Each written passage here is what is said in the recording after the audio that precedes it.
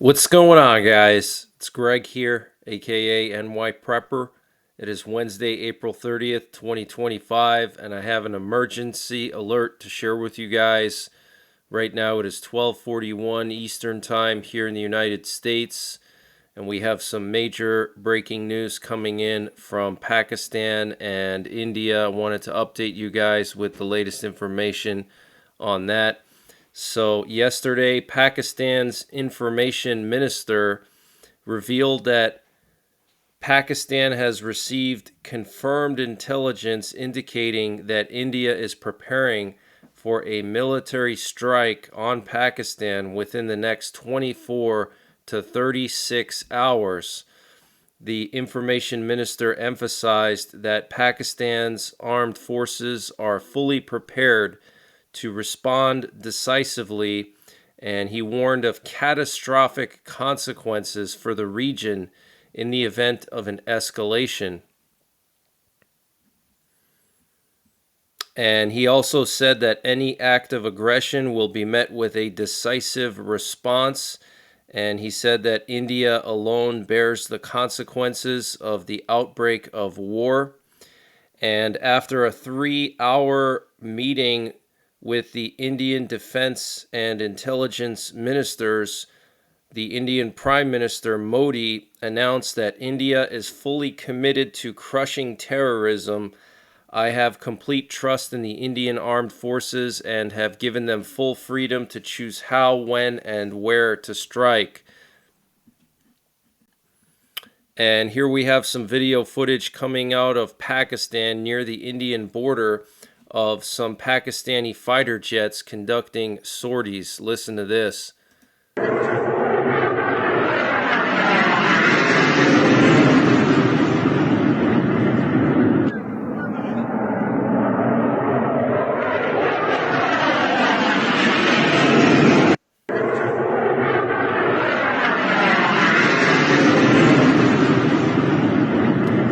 And I've showed you guys all the video footage coming out of Pakistan the last week or so. Pakistan is massing tanks and heavy artillery on the border of India. They have an airspace closure through the next 2 days along the border of India. And now Pakistan's cabinet held an emergency meeting. Apparently, the military in Pakistan asked the cabinet for approval to target India, and that's being reported by Pakistani media. Wow. And Pakistan forward deployed air defense systems, electronic warfare assets, and radar installations in the Salkat sector. These deployments are aimed at closely monitoring Indian troop movements and enhancing early warning capabilities to detect and respond to any potential Indian airstrikes. This was reported by India Today. And Pakistani intelligence sources state that India may begin their assault on Pakistan by attacking the Pakistani city of Salkat, just west of Jammu, India. And India TV is reporting that Pakistan has mobilized its 12th, 19th, and 23rd Infantry Divisions, placing them in forward positions near Jammu and Kashmir. These movements are part of a broader, significant increase in troop deployments along the border with India, reportedly in anticipation of a potential Indian strike.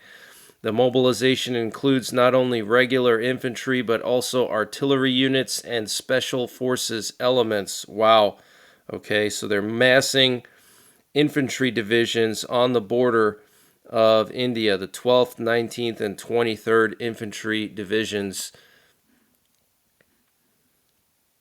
And Pakistan issued another NOTAM extending the existing NOTAM from Lahore to Islamabad through May the 2nd. It was supposed to expire today. They've extended it another 2 days. Okay, so they are closing the airspace down along the border with India for some reason. They're saying because of some kind of exercise, but I don't believe that. Obviously, it's because war is about to break out. And we're hearing that Pakistan moved its F-16 Block 52 fighter jets to the Pasni airfield in Balochistan to avoid Indian S-400 radars. And last night, Pakistani and Indian forces exchanged small arms fire once again along the line of control in Kashmir, according to the Indian Army. The latest incidents reported in the Nashura and Akhnur sectors. And Pakistani media is calling on the government to launch preemptive strikes against India. Wow. And a survey in Israel finds that half of Israelis support a military strike on Iran's nuclear facilities, even without U.S. support. And the cause of the deadly explosion at Iran's city of Isfahan was caused by a failure to observe safety protocols during production stages at some kind of warehouse owned by the Avanar company. A local crisis management official said, adding that the company produced fireworks, sparklers, and pyrotechnics. Investigations by Iran International revealed that this company operates under the supervision of Iran's Security Council and is active in the field of explosive materials production. So Iran is saying that, oh, this is some kind of a fireworks company that, had poor safety protocols and it blew up their warehouse. But apparently this company actually produces explosive materials for the Iranian Security Council. Okay, so it looks like somebody's targeting Iran. Over the last couple of days, we've had all these mysterious incidents in Iran. First, we had that huge explosion at Iran's largest port. Apparently, missile fuel that was coming from China blew up. Then we had this mysterious fire in Tehran. And now we have some kind of explosion in Isfahan where they produce explosive material, okay? So I don't think that's a coincidence.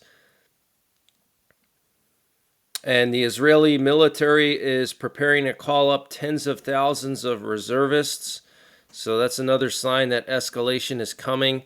And what you're looking at here is a post from the U.S. Central Command showing the U.S. along with various Middle Eastern allies conducting a massive joint exercise, which included Qatar, Saudi Arabia, Kuwait, Bahrain, Oman, and the United Arab Emirates. So clearly they're trying to sharpen up before any kind of big strike on Iran. They're getting ready, okay?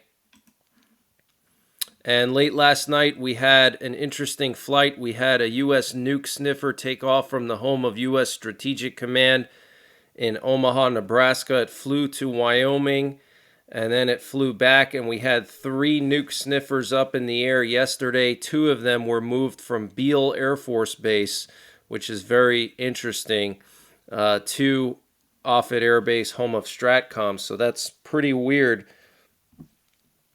And the Russian Federation is intensifying military preparations near the borders of NATO, expanding bases and increasing the size of its army, according to journalists from the Wall Street Journal.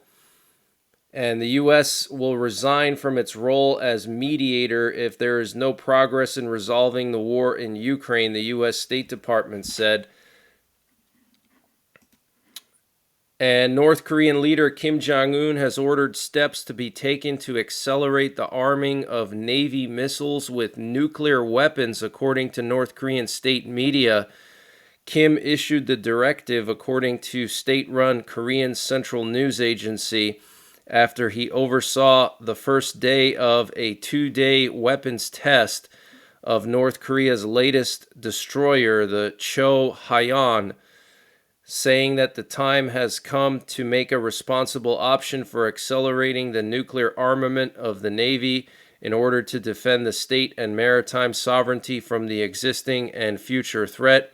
He set forth different tasks for realizing it, the KCNA reported. So North Korea is going to be arming all of their warships with nukes. Okay, that is very, very serious. And here you can see a picture of Kim Jong-un overseeing this test launch of some kind of new missile and some kind of new destroyer there. It looks quite large. Pyongyang has launched combat tests of its new multi-mission destroyer, the Cho Hyon, including supersonic strategic cruise missiles, anti-aircraft systems, and ship-based artillery. The KCNA reported Kim Jong-un personally oversaw the tests on April 28th to the 29th, calling the destroyer's firepower system very wonderful and stressing the need for offensive naval capabilities and nuclear armament of the Navy. And South Korea's intelligence agency reported that North Korean troops deployed to Russia have suffered approximately 4,700 casualties. Wow, that is a lot. And overnight last night, British Eurofighter Typhoon fighter jets conducted airstrikes against a Houthi military target in Yemen to defend freedom of navigation, strengthen regional stability, protect British economic security, and reduce the Houthis' capacity to launch further attacks. And the U.S. State Department just approved Poland's purchase of 400 of the latest AIM-120D3 air-to-air missiles. Their range reaches up to 180 kilometers. So Poland purchasing 400 American long-range air-to-air missiles with a range of 120 miles. That's pretty insane. And Sweden is set to deliver ASC-890 radar planes to Ukraine, enhancing Ukraine's F-16s with long-range surveillance and strike capabilities previously out of their grasp. So they're giving them some kind of an AWACS plane. And yesterday, Russian drones attacked residential areas in the city of Kharkiv in Ukraine. Apparently, various apartment blocks, stores, critical infrastructure, and even a hospital were targeted. At least 20 civilians were injured. And the Hungarian parliament voted in favor of Hungary withdrawing from the International Criminal Court. And Russia has officially renamed the Volgograd International Airport to Stalingrad International Airport. Very interesting. And right now we have a U.S. nuclear war command and control plane up in the air that just took off from U.S. Strategic Command headquarters at Offutt Air Base. It's currently flying over northern Utah. We also have a B-52 nuclear bomber airborne over Louisiana as well. And last night there were some really bad storms here in Pennsylvania. And you can see based on this power outage map that out of the entire country, Pennsylvania got hit the worst by these latest round of storms. And there's over 500,000 people officially without power throughout the interior of the state and around Pittsburgh. There were some tornadoes reported, and I actually still have no power here where I am. So the 24/7 stream is down, and I'm not sure when it's going to be back up because I haven't gotten any restoration time yet from the power company. So I'll continue to update you guys accordingly, but as of right now, I'm not sure when the 24/7 stream will be back on. But this is another reason why you need to be prepared. Okay, I'm using my generators. I have several solar generators that I've been using, and it's just a good opportunity to test out your skills and gear, in a real world grid down situation. But a really bad situation in Pennsylvania. Multiple people have already been killed by these storms that came through last night.